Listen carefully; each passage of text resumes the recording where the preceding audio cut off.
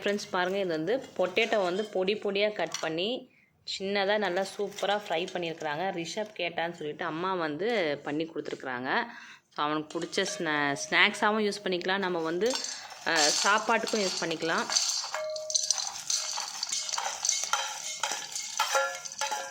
போடும்போதே பாருங்கள் என்ன சூப்பராக சவுண்டு வருதுன்னு, கலன்னு. ஆக்சுவலி இது வந்து லஞ்சு சைட் டிஷ்க்கு தான் பண்ணி கொடுத்துருந்தாங்க. லஞ்சுக்கு வந்து கீரை குழம்புக்கு இது வந்து சைட் டிஷ்ஷாக பண்ணி கொடுத்துருந்தாங்க. அதில் வந்து கொஞ்சம் மிளகாத்தூள் வச்சு மிக்ஸ் பண்ணி பாருங்கள் சவுண்டு எப்படி கேட்குதுன்னு. நல்லா கரெக்டாக ஃப்ரை ஆனால் இந்த மாதிரி வரும். ரொம்ப எண்ணெயில் வந்து எண்ணெய் இழுத்துச்சுன்னா சலன்னு வரும். பட் வந்து சூப்பராக வந்திருக்குது. அவனே பண்ண மாதிரி பண்ணிகிட்டு இருக்கான் பாருங்கள். ஃபுல் மிக்ஸி టేస్ట్ చూడు. బాగి కమ్ ఇన్సైడ్. ఎట్టా ఉంది? మొరునుందా?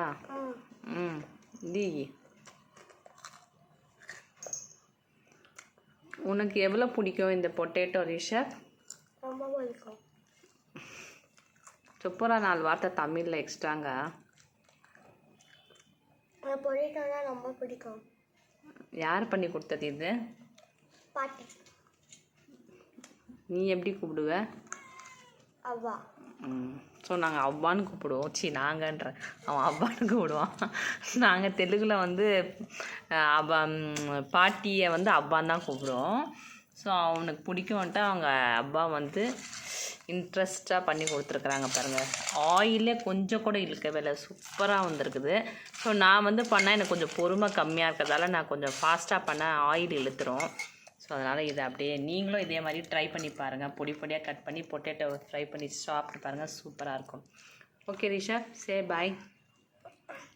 அவனே சாப்பிட்டு காலி பண்ணிவிடுவான்னு நினைக்கிறேன் நான் வீடியோ எடுக்கிறதுக்குள்ளே.